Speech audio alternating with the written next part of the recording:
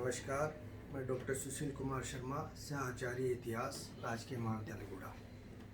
आज हम बीए भाग प्रथम के पाठ्यक्रम से प्राचीन भारत का इतिहास से व्याख्यान करेंगे। उसके क्रम में तो प्राचीन भारत में जो कुछ महान शासक हुए उनमें से आज हम चर्चा करेंगे अशोक महान की। देखिए, अशोक का राजनीतिक काल अल्प समय का रहा, लेकिन उसके बाद उसके द्वारा बौद्ध धर्म और उसके प्रचार प्रसार के लिए जो कार्य किया गया उसके लिए वह महानता की श्रृंखला में आ गया। और बौद्ध धर्म के बाद में अशोक का धम्म क्या रहा, इन दोनों पर अपन अलग अलग व्याख्यान करेंगे। पहले अपन अशोक के बौद्ध धर्म की समीक्षा करेंगे कि अशोक ने बौद्ध धर्म के लिए किस प्रकार से स्थितियां बनी और उनके लिए उसने जनता के साथ कैसा सा संपर्क बनाया। देखिए, अगर ऐतिहासिक दृष्टि देखें तो 269 ईसा पूर्व में उसका जन्म हुआ और 232 ईसा पूर्व में उसकी मृत्यु हो गई। अशोक के लिए यह भी कहा जाता है कि वह प्रारंभ में शिव भक्त था और बाद में जाकर उसने बौद्ध धर्म को ग्रहण किया। और बौद्ध धर्म, राधा कुमुद मुखर्जी कहते हैं कि 265 ईसा पूर्व में उसने बौद्ध धर्म को स्वीकार किया था। कुछ और भी इतिहासकार उसके पक्ष में मत देते हैं कि उन्होंने किन परिस्थितियों में या किन स्थितियों के अंदर बौद्ध धर्म को ग्रहण किया था। लेकिन बौद्ध धर्म को ग्रहण करने के बाद में, कलिंग के युद्ध के बाद में कहा जाता है कि उसमें बहुत ज़्यादा नैतिक परिवर्तन आया और वह बुद्ध का अनुयायी बना। सबसे पहला जो उसने बौद्ध धर्म के प्रसार के लिए जो किया, उसमें पहला बौद्ध तीर्थों की उसने यात्रा सबके लिए कर दी और वहाँ पर स्तंभ लगवा दिए गए कि इन इन स्थानों पर बुद्ध का क्या रहा था। जैसे पहला लुम्बिनी वन, यह वह स्थान था जहाँ पर बुद्ध का जन्म हुआ। दूसरा कपिल वस्तु वह स्थान था जहाँ बुद्ध का संन्यास स्थल रहा, यहाँ पर भी उसके द्वारा स्तंभ लगवा दिए गए। गया का बोधि वृक्ष, गया का जो बोधि वृक्ष था, वहाँ कहा जाता है कि बुद्ध को ज्ञान प्राप्त हुआ था। सारनाथ में बुद्ध के प्रथम उपदेश देने की बात कही जाती है। और वह पांचवा व अंतिम कुशीनगर, बुद्ध का निर्वाण स्थल। ये 5 ऐसे महत्वपूर्ण स्थल थे जो कि सीधे बुद्ध के साथ बने हुए थे, बुद्ध के साथ समायोजित थे। इन सभी जगह पर उसके द्वारा स्तंभ लगवाए गए और बुद्ध के पूरे वर्णन यहाँ पर उसके द्वारा करवाए गए और प्रत्येक व्यक्ति से कहा गया कि वह इन स्थानों की यात्रा करे। और उसके द्वारा तत्कालीन समय लुम्बिनी वन और जगह तो तीर्थ यात्रा कर भी समाप्त कर दिया गया था। दूसरा, उसके समय में जो बौद्ध धर्म को लेकर के बड़ा काम हुआ वह है तृतीय बौद्ध संगीति का आयोजन। इसको 251 ईसा पूर्व में पाटलिपुत्र में मोगलीपुत्र तिष्य की अध्यक्षता में हुई और बौद्ध धर्म प्रचारक भिक्षुक धर्म प्रचार के लिए देश विदेश में भेजे गए। यहाँ पर एक कथा मंजू नामक एक पुस्तक भी लिखी गई, एक संग्रह किया गया जिसमें बौद्ध धर्म से संबंधित जितने भी उपदेश या विचार थे उनका संग्रह इसमें हुआ।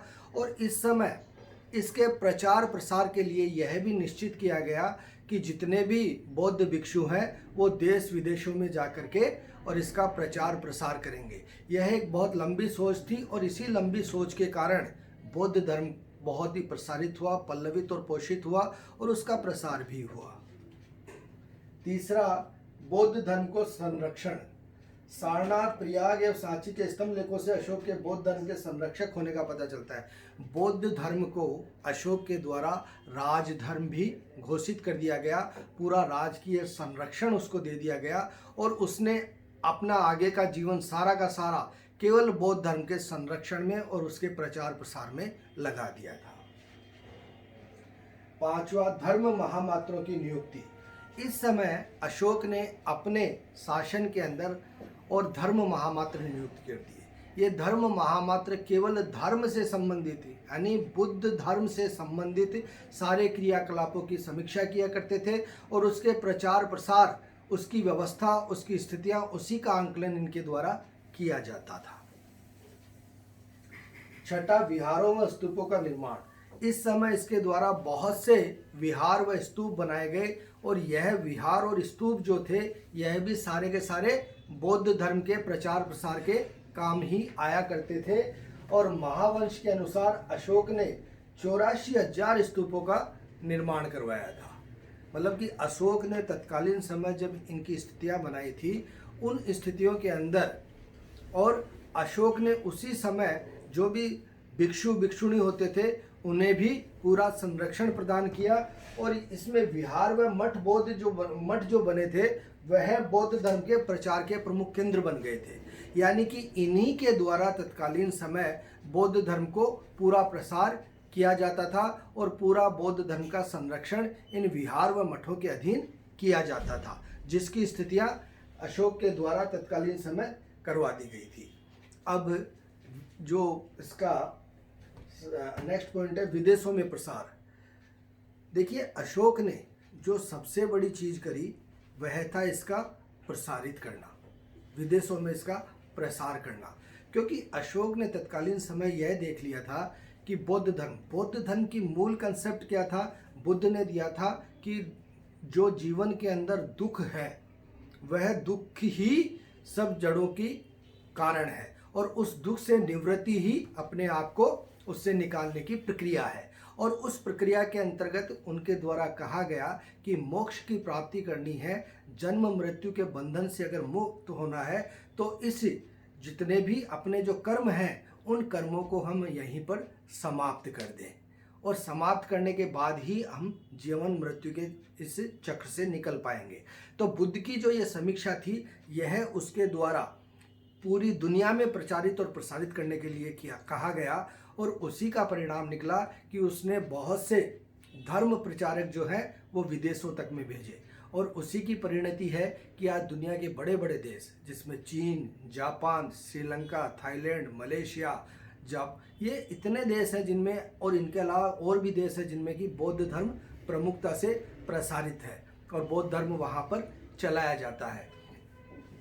अशोक ने आगे बढ़कर के जो धर्म की बात की थी उसमें भी उसने नैतिक सदाचार पर बल दिया था। उसका मानना था कि अगर मनुष्य को, जो कि अपन ने यहाँ पर ये इसके प्रसार की बात कर रहे हैं, कि उसने कहा था कि जीवन चक्र के जो जीवन मृत्यु के चक्र से जो निकलना है तो उसके लिए हमें हमारे कर्मों की स्थिति को ठीक करना होगा, उनको सही करना होगा। और इसके लिए क्या करना होगा, हम अपने आप को सदाचारी बनाएंगे, सदाचार की व्यवस्था हम करेंगे। तो यह सारी की सारी प्रक्रिया करने के लिए उसने अपने यहाँ पर जो धर्म महामात्रों की स्थिति बनाई थी, भिक्षुक भिक्षुणियों को तैयार किया था, उन्हें पूरी तरह से बौद्ध धर्म से अवगत कराया गया था, बौद्ध धर्म के सिद्धांतों से फलीभूत किया गया था। वह सारी व्यवस्था उनके द्वारा इस समय की गई और उसी के प्रचार और प्रसार के लिए उसके द्वारा तत्कालीन समय बौद्ध भिक्षु भेजे गए थे। अब कौन कौन से बौद्ध भिक्षु थे जिनको किन किन क्षेत्रों का उनके द्वारा प्रभार दिया गया और कहाँ तक वहाँ पर उनकी सफलता मिली। तो देखिए, पहला था मध्यांतिक। मध्यांतिक वह व्यक्ति था जिसने कश्मीर व गंधार में काम किया।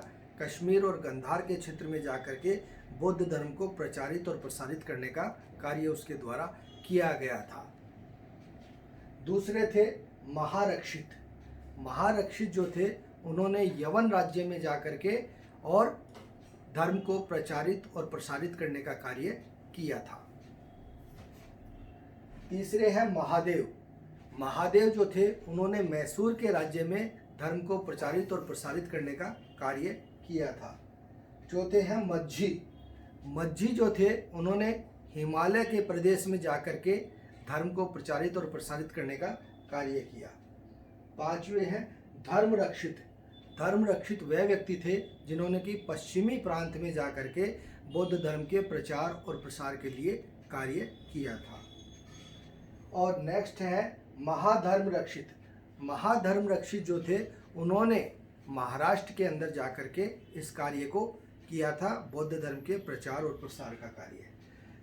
नेक्स्ट है सोन व उत्तरा। सोन व उत्तरा ने बर्मा के अंदर बौद्ध धर्म के प्रचार और प्रसार का कार्य किया। वो बहुत सफल भी रहे थे इस काम में और अंत में महेंद्र और संघमित्रा, महेंद्र और संघमित्रा जो थे वह राजा के पुत्र और पुत्री थे। इन्होंने श्रीलंका में जाकर के बौद्ध धर्म के प्रचार और प्रसार को वहाँ पर अंजाम दिया और वहाँ पर यह सबसे ज़्यादा सफल रहा। सबसे पहला जो देश था जिसने कि बौद्ध धर्म को पूरी तरह से अपनाया, वहाँ के राजा रानी और आम व्यक्तियों के द्वारा भी इस धर्म को अंगीकार कर लिया गया था। और इस प्रकार जब राजाश्रय मिला, जब पूरी तरह से राजाश्रय मिलने के बाद में और अशोक ने जब पूरा इसका बीड़ा उठाया कि मैं बौद्ध धर्म के लिए ही काम करूंगा, बौद्ध धर्म को संरक्षण दिया, उसके प्रचार और प्रसार का कार्य किया, तो वह इसमें पूरी तरह सफल भी रहा। और सफल रहने के साथ में उसके द्वारा तत्कालीन समय बौद्ध धर्म को अंतर्राष्ट्रीय स्तर पर पूरी तरह से बना दिया और बौद्ध धर्म आज दुनिया के बड़े बड़े देशों का राजकीय धर्म या मुख्य धर्म के रूप में पल्लवित और पोषित है और उसकी महिमा पूरे विश्व में प्रसारित है। धन्यवाद।